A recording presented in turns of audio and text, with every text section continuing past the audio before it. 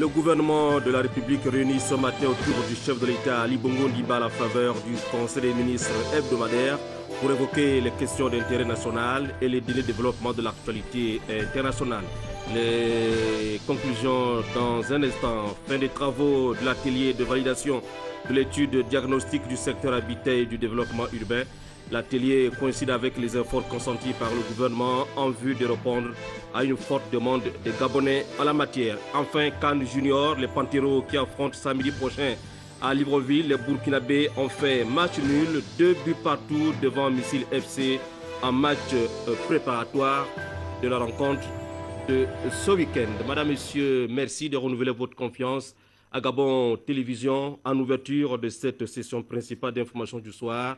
Le Conseil des ministres qui s'est réuni ce matin au palais présidentiel autour du chef de l'État, tous les ministres présents sur le territoire national.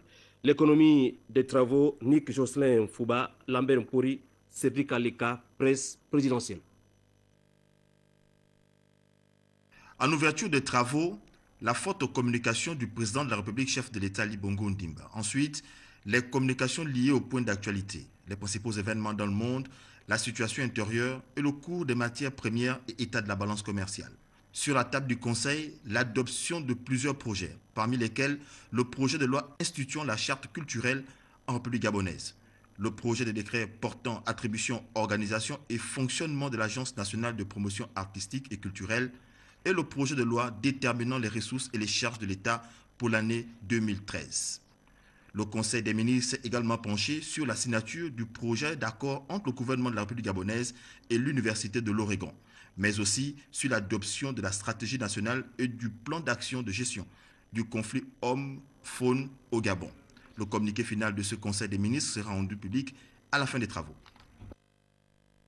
Un conseil des ministres qui est intervenu 24 heures avant le départ du chef de l'État pour Kigali au Rwanda. Un voyage prévu pour demain. Le Rwanda et le Gabon totalisent en effet une expérience importante en matière de coopération. Le déplacement officiel du chef de l'État gabonais pour Kigali est un tournant de plus dans la mise en pratique d'un des aspects de sa vision pour le Gabon en matière de formation, faire la promotion de l'enseignement global de l'anglais comme deuxième langue en République gabonaise. Analyse presse présidentielle, Sébastien Tuntum-Bekali. 2010 et 2011 à Kigali et de nombreuses autres occasions au siège des Nations Unies, Ali Bongo Ondimba et Paul Kagame ont eu à ce jour de nombreuses rencontres. Le Gabon et le Rwanda coopèrent dans un certain nombre de domaines sur la base d'un cadre juridique très riche que les deux chefs d'État ont décidé à perpétuer et à dynamiser. Le commerce, le transport aérien, l'agriculture et le tourisme. Le Rwanda et le Gabon ont aussi les mêmes vues dans le domaine de la défense. Le chef de l'État, alors ministre de la Défense nationale, avait beaucoup œuvré dans cette relation en matière de formation. Aujourd'hui, l'un des aspects de la vision de développement pour le Gabon d'Ali Bongo Ondimba va s'inspirer du choix du Rwanda de faire de l'anglais une deuxième langue pratiquée dans le pays. Le président gabonais qui oriente le Gabon vers la promotion de l'enseignement de l'anglais dès le plus jeune âge est conscient que le Gabon d'aujourd'hui et de demain en a bien besoin pour faire face aux défis de la mondialisation dans sa marche vers le développement. Un expert gabonais. Je pense que c'est une très bonne chose. C'est une très bonne chose parce que vous savez que la langue anglaise est entreprisée, c'est la langue des affaires, c'est la langue de la technologie. Et d'ailleurs, pour la petite histoire, je vous dirais que un écrivain américain disait que les analphabètes du 21e siècle sont ceux qui ne sauront pas parler la langue anglaise. Donc vous comprenez que si on introduit cette langue-là au Gabon et à un plus jeune âge, les jeunes vont en profiter largement et puis ça va favoriser aussi le bilinguisme, ce qui est vraiment très bien. Je parlais tout à l'heure des métiers, par exemple, du pétrole. Nous qui avons la possibilité, par exemple, d'aller traduire avec ces gens-là, on constate qu'il y a pas mal d'anglophones dans notre pays des petits métiers que les Gabonais peuvent vraiment exercer dans ce domaine-là. Mais malheureusement, ils ne peuvent pas le faire simplement parce que la formation qu'ils ont reçue en langue française ne leur permet pas, disons, d'être opérationnels dans ce domaine-là. Donc, si on introduit la deuxième langue, qui est l'anglais au Gabon, ce serait une très bonne chose et pour l'économie du pays et pour l'évolution, disons, des jeunes Gabonais. La langue anglaise à côté du français au Gabon, l'engagement du président de la République est purement linguistique avec de fortes répercussions socio-économiques à même d'ouvrir beaucoup plus le Gabon au monde.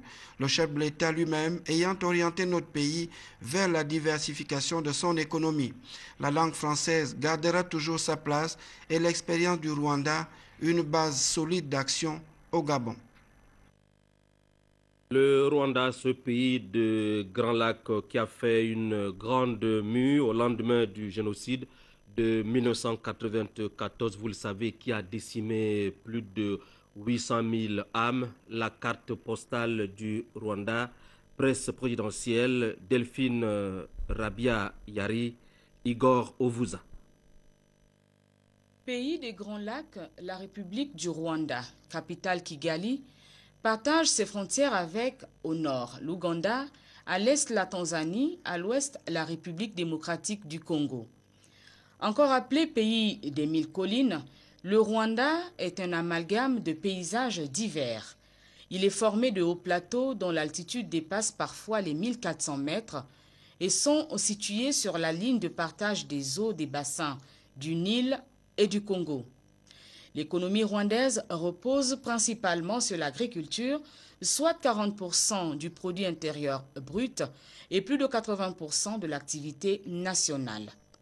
Depuis l'an 2000, le Rwanda a connu un développement tout azimut. Les services sociaux de base, les infrastructures diverses, autant d'éléments qui démontrent qu'une véritable transformation s'est opérée dans le pays et qui fait aujourd'hui du Rwanda un des pays les plus sûrs et les plus stables dans la région. Du point de vue santé, bien qu'étant un des pays les plus pauvres de la planète, 92% de la population rwandaise dispose d'une assurance maladie, soit plus que la plupart des pays développés. En 2006 déjà, plus de 27% du budget de l'État était alloué aux dépenses publiques pour la santé. Le secteur de l'éducation a également connu un renforcement des capacités et une restructuration. Entre 2000 et 2007, le gouvernement rwandais y a consenti 19% de son budget et l'on a abouti en 2011 à un taux d'alphabétisation de la population de 15 ans et plus de 70,4%. Toutefois, il est à noter une particularité dans ce pays francophone. Dès 2003, l'anglais, par la volonté des plus hautes autorités, se positionne comme langue officielle à côté du Kinyarwanda et du français. Depuis 2010, l'enseignement est dispensé exclusivement en anglais. Une innovation positive qui pourrait intéresser le Gabon. La question sera d'ailleurs évoquée entre Ali Bongo Ondimba et Paul Kagame au cours du séjour que va effectuer le numéro 1 gabonais à Kigali. Même si le sujet fait déjà couler beaucoup d'encre et de salive, la langue de Shakespeare reste de nos jours incontournable dans le monde des affaires. Aussi, le Gabon, qui s'attelle de plus en plus à la diversification de ses partenaires au développement, gagnerait-il à s'inspirer de l'expérience rwandaise? La coopération sino-gabonaise toujours au beau fixe au ministère de l'économie numérique. Le maître des lieux Blaise Louembe vient de signer un accord avec l'entreprise chinoise StarTime spécialisée dans les télécommunications. Manix Monjo sur les images de Leslie Ibouda de la presse du ministère de l'économie numérique. Il est question ici de mettre le Gabon au pas dans le circuit du passage de la télévision analogique à la télévision numérique, tel qu'instruit par l'Union internationale des télécommunications lors de la rencontre de Genève en 2006.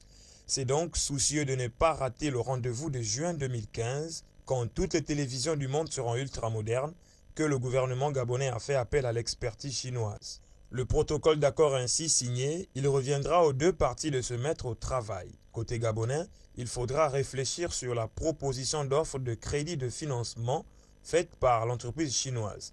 Quant au côté chinois, les experts rendront visite aux différentes installations techniques des villes de l'intérieur du pays. Opération culturelle, cette fois entre le Gabon et l'Espagne. La journée culturelle espagnole démarre demain à Libreville. En prélude à l'événement, l'ambassadeur d'Espagne au Gabon a donné un point de presse dans un hôtel de la place en présence de Joseph Biogué et Célestin Nguemobam.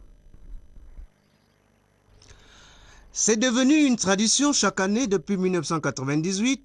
L'ambassade d'Espagne au Gabon organise une série d'événements culturels à l'occasion de la fête nationale espagnole célébrée le 12 octobre.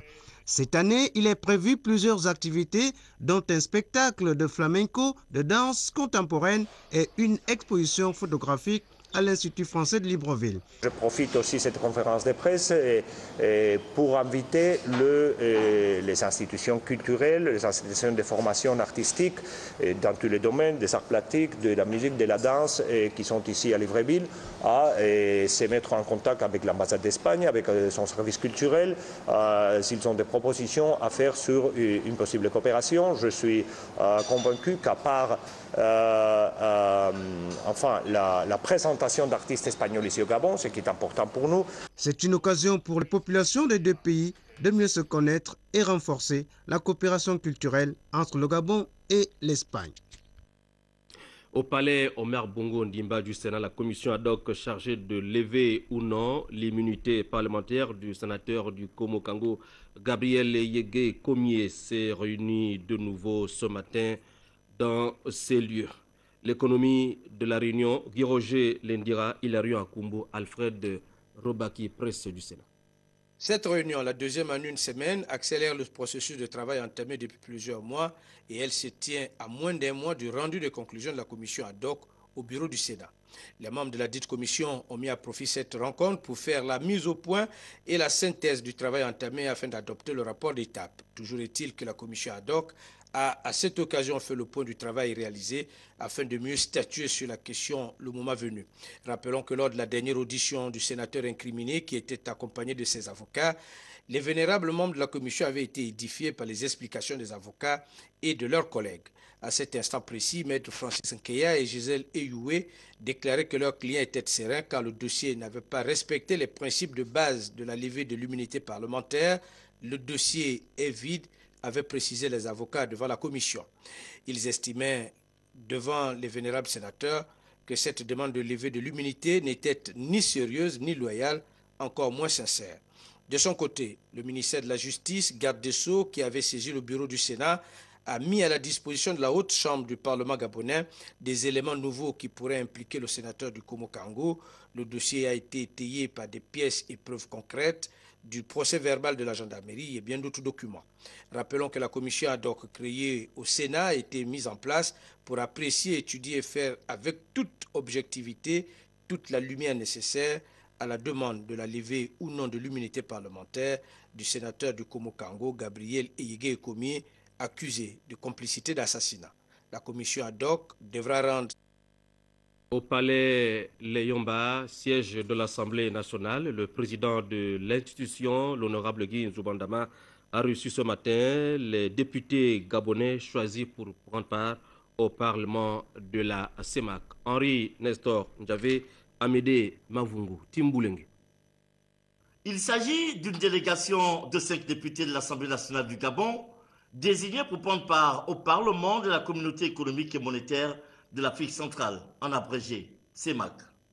Au cabinet du président de l'Assemblée nationale, les honorables députés sont venus saluer le président, M. Guy Nzubandama, et surtout bénéficier de ses précieux conseils à la veille de leur départ. En tout cas, l'occasion de lui dire notre gratitude pour avoir été choisi parmi 120 députés pour aller représenter notre pays à ce Parlement de la communauté de l'Afrique centrale. Et nous avons aussi saisi cette opportunité pour solliciter du président de l'Assemblée nationale gabonaise ses précieux conseils, les éléments d'expertise qui sont les siens et qu'il peut nous déléguer afin de mener à bien notre mission au sein du Parlement communautaire de la CEMAC au moment où le Gabon préside aux destinées de la communauté. Vous savez que le président de la République, son Excellence Ali Bongo Ondimba, est président en exercice de la CEMAC pour l'année qui va suivre. Le Parlement de la CEMAC est composé de 30 députés. 5 députés de chaque pays des 6 États membres sont désignés pour y siéger avec pour mission principale pour apporter notre contribution en tant que parlementaire à l'œuvre principale qui est celle de l'intégration de la communauté au niveau de l'Afrique centrale. Rappelons que le Parlement de la communauté économique et monétaire de l'Afrique centrale a son siège à Malabo, en Guinée équatoriale. Et puis, au terme de 2 jours d'intenses travaux en atelier, les participants du réseau parlementaire de lutte contre le VIH-Sida ont eu droit à une visite guidée du centre de traitement ambulatoire de Libreville et de la centrale d'achat et de gestion des antirétroviraux. Henri Nesson avait presse Assemblée nationale. Au terme de 2 jours d'intenses travaux en atelier, cette visite d'immersion dans les structures en charge des personnes malades du sida a permis à la section Gabon de l'Assemblée parlementaire de la francophonie de montrer à leurs collègues ce qui se fait de manière pratique en matière de prise en charge médicale des personnes infectées par le VIH. Première escale, le centre de traitement ambulatoire du VIH de Kembo, où se fait la prise en charge de la co-infection, autrement dit de la tuberculose et du VIH. Par jour, on reçoit 30 malades, 30 à 32 malades pour les consultations. On ne compte pas les malades qui viennent uniquement pour le laboratoire. Le matin, lorsque j'arrive, les techniciens du labo viennent prendre les réactifs chez moi. Je les fais sortir. Une fois prélever le sang, ils vont à la salle d'analyse. Et après, ils viennent prendre les réactifs pour aller analyser le sang. Autre structure visitée par les parlementaires de la francophonie, la centrale d'achat chargée d'assurer la gestion des médicaments antirétroviraux, des consommables et autres réactifs consacrés qui sont distribués à tous les centres de prise en charge CTA et bientôt les hôpitaux, les services d'infectiologie et autres structures qui prennent en charge les malades du sida. Ici, on a 2 financements. Le financement de l'État gabonais, les produits qui sont là-bas, et le financement du Fonds mondial. C'est pour ça que vous ferez certains cartons écrits FM. Et le Fonds mondial prend un certain pourcentage de malades en charge. Le reste, c'est l'État gabonais. Oui, c'est l'État gabonais. Et il faut rappeler qu'un gros effort, un effort particulier a été fait par le gouvernement en tête et le chef de l'État pour accorder la gratuité des traitements à tous nos patients infectés par le VIH. L'OPN est une centrale d'achat. Nous avons pour mission l'approvisionnement des médicaments et la distribution des médicaments dans les centres hospitaliers. Nous apprécions à sa juste valeur la visite des parlementaires. Ça nous fait du bien, ça permet de voir un peu la structure européenne, comment elle est organisée, comment elle fonctionne, et à eux également de toucher du doigt les difficultés auxquelles l'OPN est confrontée. Rappelons que cette sortie de terrain a été demandée par le secrétariat de l'Assemblée parlementaire de la francophonie en partenariat avec le réseau parlementaire section Gabon. Je vous l'ai dit en titre, après 2 jours d'intenses travaux, les rideaux sont définitivement tombés sur l'atelier de validation de l'étude de diagnostic du secteur habitat et du développement urbain. Les conclusions dans ce reportage de Rodrigue Tessamouanga, Félix Modibangoy.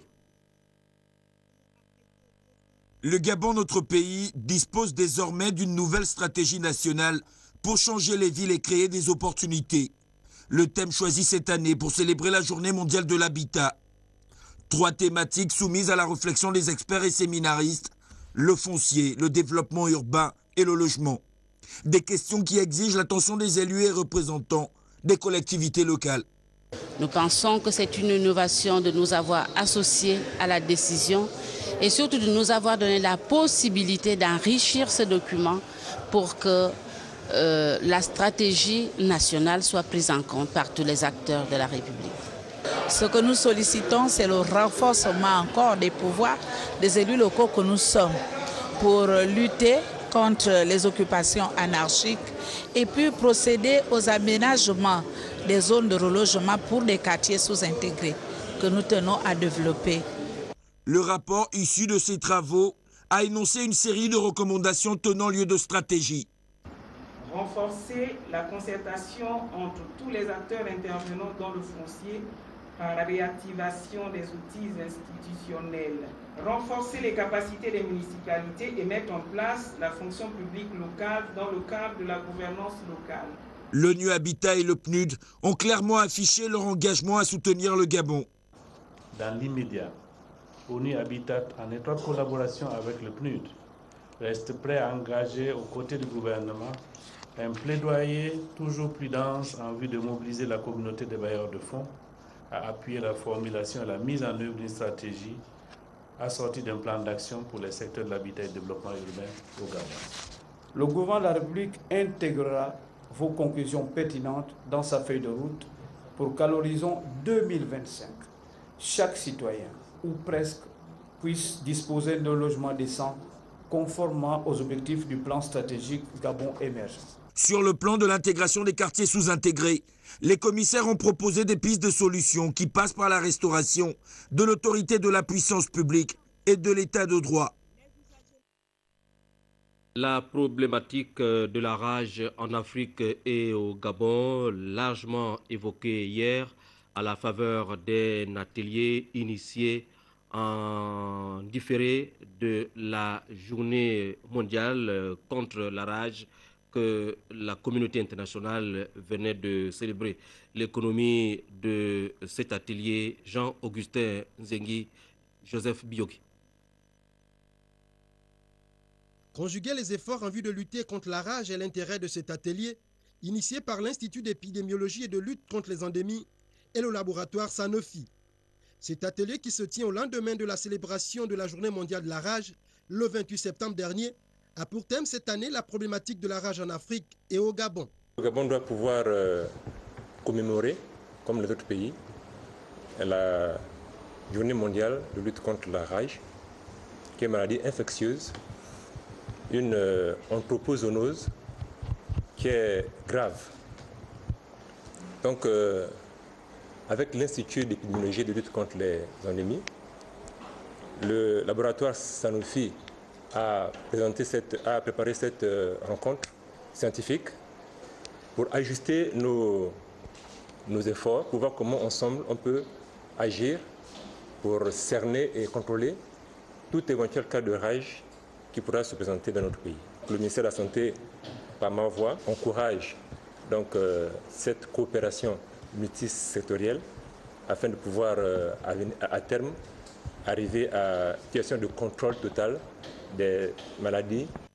Quelle est alors la situation de cette maladie virale dans notre pays?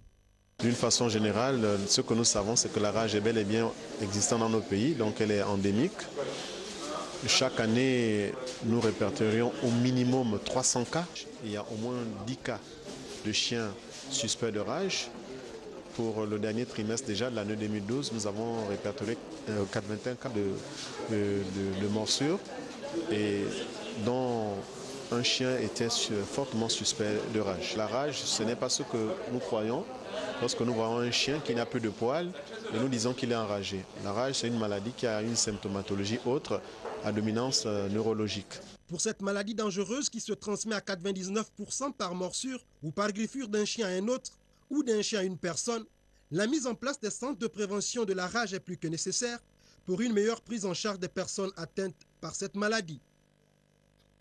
Sur un tout autre plan, sachez que la Commission nationale de lutte contre l'enrichissement illicite et l'Agence nationale d'investigation financière organisent demain, vendredi 5 octobre, à partir de 8 h à la salle de conférence du Sénat, un atelier de restitution et de validation du rapport de l'état des lieux et du diagnostic de la lutte contre la corruption et du blanchiment des capitaux au Gabon sous le haut patronage du Premier ministre chef du gouvernement, M. Raymond Ndong Sima, et en collaboration avec le PNUD. Sur ce plateau, pour en parler succinctement, nous recevons le conseiller en communication à la Commission nationale de lutte contre l'enrichissement illicite, M.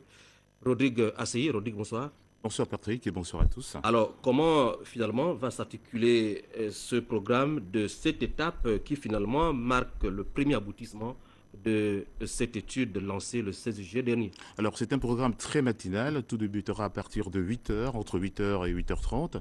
L'arrivée des invités et leur enregistrement. Nous attendons autour de 200 personnes. À 8h45 exactement, la cérémonie d'ouverture, la cérémonie solennelle d'ouverture, en présence effectivement du Premier ministre chef du gouvernement, avec 3 temps forts. Le mot du président de la Commission nationale de lutte contre l'enrichissement illicite, M. Vincent Lebondo-Le-Mali, suivi du discours du représentant du PNUD, M. Simo Biong, et naturellement l'allocution du Premier ministre chef du gouvernement, M. Raymond Ndong Sima. Tout de suite après, le chef du gouvernement se retirera avec naturellement son équipe, mais nous tenons à préciser que tous les services représentés demain à la salle de conférence du Sénat doivent être représentés à un niveau suffisamment responsable afin d'enrichir et surtout densifier les travaux.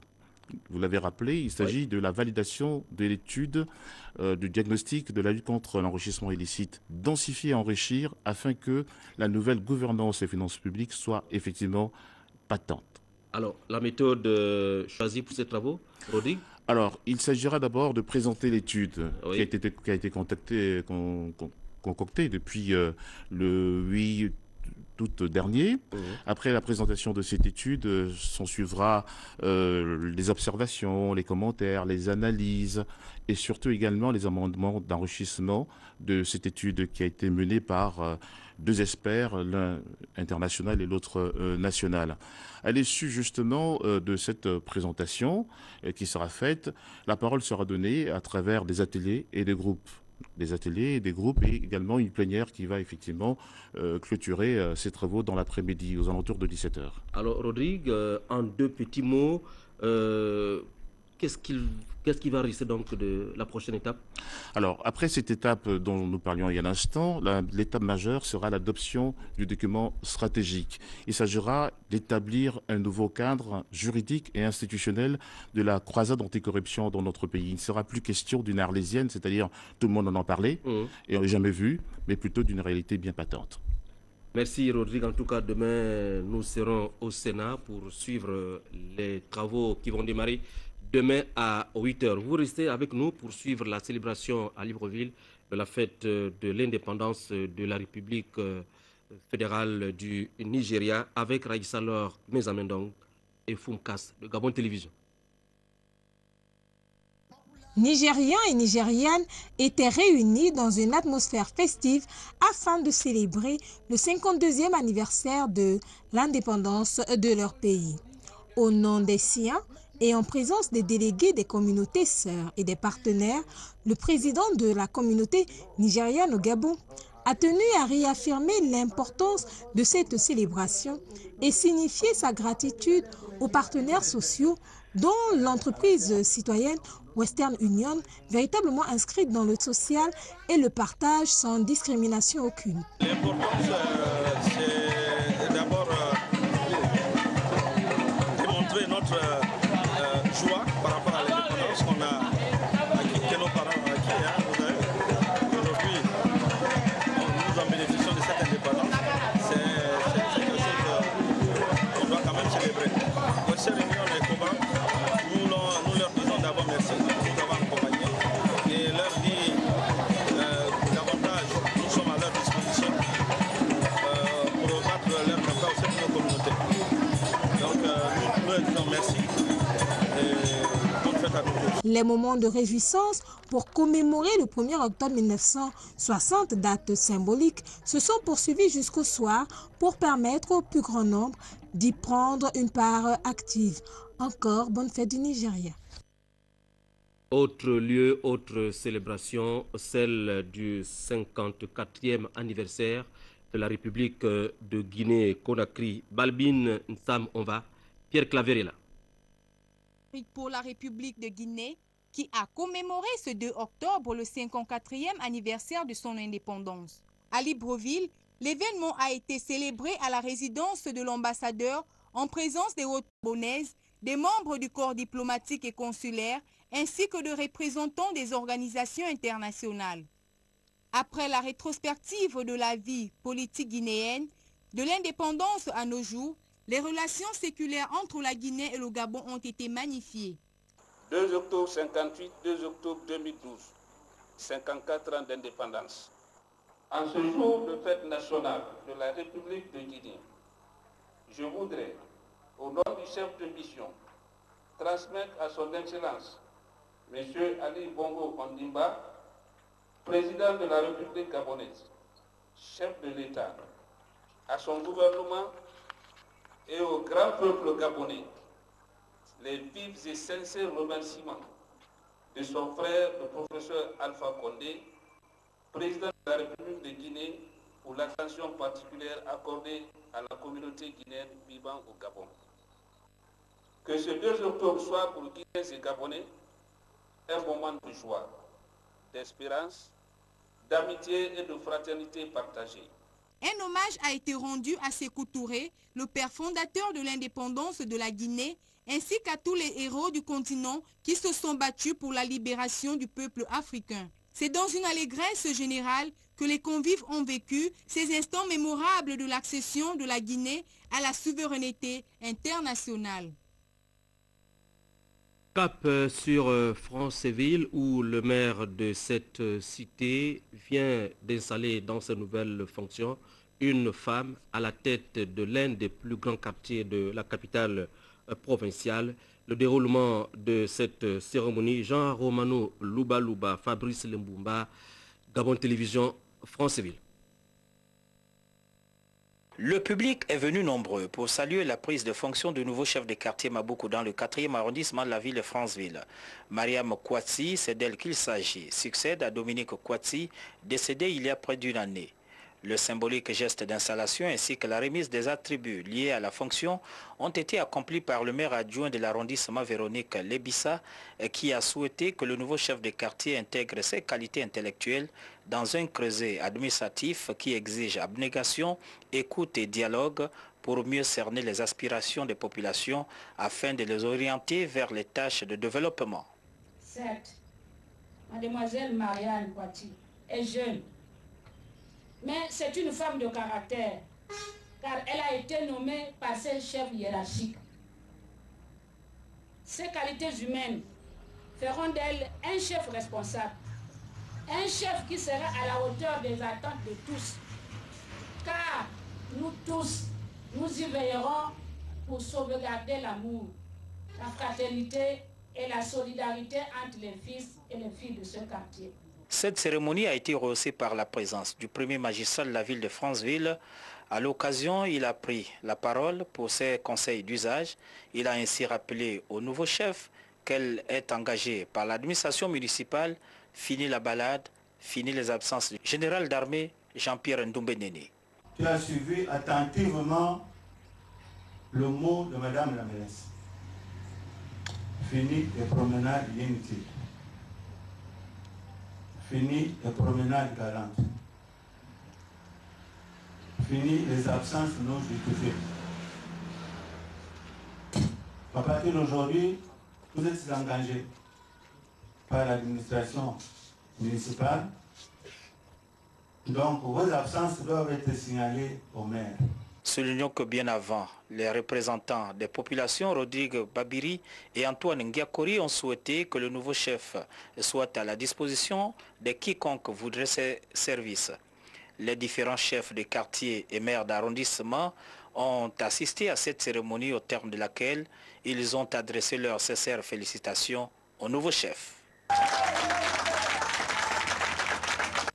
Les camarades Maurice Ndo Massandé, membre du bureau politique, et l'honorable Alain Simplice Boungoré, membre du Conseil national, informent tous les membres du Conseil national et du comité central des fédérations B et C du département de Logoulouk que conformément à la note d'orientation numéro 113 du parti, ils présideront 2 importantes réunions de sensibilisation et d'information ce samedi 6 octobre à 11 h à Yeno et à Eteke. À cet effet, il requiert la présence de tous les cadres et militants du PDG ainsi que celle de toutes les populations des localités ci-dessus citées. Je vous l'ai dit, dans la perspective du match retour comptant pour les éliminatoires de la CAN Junior entre le Gabon et le Burkina Faso, les Panteros qui se préparent pour le rendez-vous de samedi prochain au stade de Siban ont fait match nul, 2 buts partout face à Missile FC. Jean-Claude Bousougou, Patrick Ngoma, Le Point.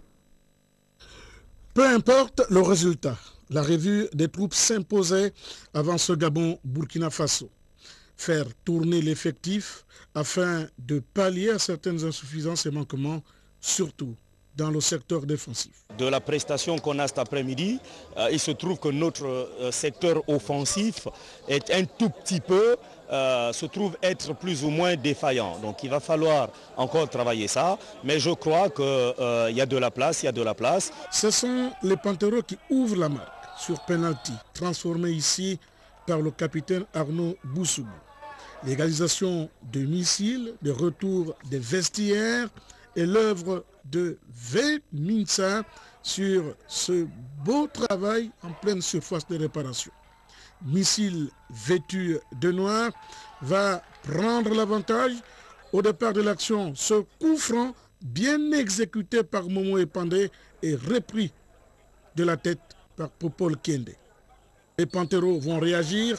David Mabungu, très en verve côté Panteros, permet au U-20 de revenir à 2 buts partout sur cette magnifique action ponctuée par ce tir canon qui fait mouche. Satisfaction dans l'ensemble avant le jour J.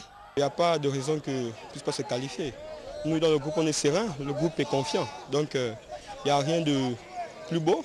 Prendre la qualification au pays et ça je vous assure vraiment, la qualification est acquise. Nous avons peut-être péché un tout petit peu dans nos têtes cet après-midi parce que les garçons donnent l'impression d'être déjà qualifiés. À ce niveau-là, ils ont plus que tort et on essaiera tout au long du temps qui nous reste de leur faire comprendre. Voilà, le match Gabon-Burkina, c'est samedi prochain au stade de Siban. 50 millions de francs CFA, c'est le montant financier que vient de mettre à disposition Siat Gabon à l'équipe de football de l'Union sportive de Yem. Je vous l'annonçais hier, club de première division qui s'active dans les préparatifs du démarrage du premier championnat professionnel de notre pays. Dave Moubele, Serge Nziengui Mabila de Gabon Télévision. Franc CFA, c'est la nouvelle dotation financière de Siat Gabon à l'Union sportive de Yem pour le compte de la saison sportive 2012-2013. Après les 42 millions de francs CFA de la saison écoulée, Siat renouvelle son contrat de confiance d'avec le club yémois. Mais qu'est-ce qui peut bien justifier un tel empressement du promoteur de l'EVA Culture dans ce club du Septentrion? On a choisi Oyem parce qu'on a la maison des planteurs là-bas. On a un grand plan d'investissement pour les plantations villageoises là-bas. Et on veut élargir cette plan de développement. Et c'est pour ça qu'on veut investir dans une équipe qui est basée là-bas, qui fait l'amusement tous les week-ends pour tous les gens d'Oyem et dans les régions autour. C'est pour ça qu'on a choisi Oyem. En sus de la nouvelle dotation financière, le promoteur des huiles Kizunor a offert à l'écurie du président parfait du Fibiban un jet de 3 séries de maillots complets parés des effigies de Siat et de l'ISO d'un montant financier de l'ordre de 10 millions de francs CFA. Très sensible à ce geste, le président du club n'a pas manqué de remercier le donateur. Merci beaucoup pour ce don qui va nous permettre de mieux démarrer notre saison aujourd'hui. Grâce à vous, je pense que nous sommes prêts à démarrer cette saison. Les présentations du staff technique, des dirigeants administratifs et des joueurs ont focalisé également l'attention du public sportif présent à cette cérémonie qu'anime avec maestria les Pom Pom Girls de Siat Gabon. Partie prenante dans la célébration de la fête nationale du Togo, le jeune groupe Rumla Wadata vient à la conquête du public gabonais et de la diaspora togolaise ce samedi au gymnase président Bongo. Edgar Ndjembi Doukaga et Michel John Boudeyan ont rencontré le groupe en pleine préparation. Nous y reviendrons demain. Sachez également que ce samedi à Ndjolé, dès 10h, dans le cadre de cette rentrée scolaire 2012-2013, et sous le parrainage de Marie-Jeanne Billet, 2S Productions va présenter Bye Bye Vacances 2012. Je le répète, à la place de l'indépendance de Ndjolé, samedi à 10h, au programme Kermesse, remise de dons et prestations de plusieurs artistes gabonais. Sachez aussi que le patriotisme, c'est le 3e thème de l'émission Agora spéciale jeune, entrée scolaire 2012-2013, série au Forum national à l'initiative du président de la République, chef de l'État. 5 élèves des classes de première et terminale vont rivaliser de talent et débattent ce soir à l'émission Agora à partir de 21h30 sur Gabon Télévision. Agora animé par l'incontournable As Ziengi. Juste après le journal, nous vous proposons un magazine consacré à la qualité dans les services publics et privés réalisé par Célestin Nguema Obam de la rédaction de Gabon Télévision. Depuis lundi, le journal était réalisé par Charles-Pierre Savage Olago Vandi, coordonné par deux dames, Léa Bifan et Aline Nzila. Merci de m'avoir regardé. À très bientôt sur les antennes de Gabon Télévision.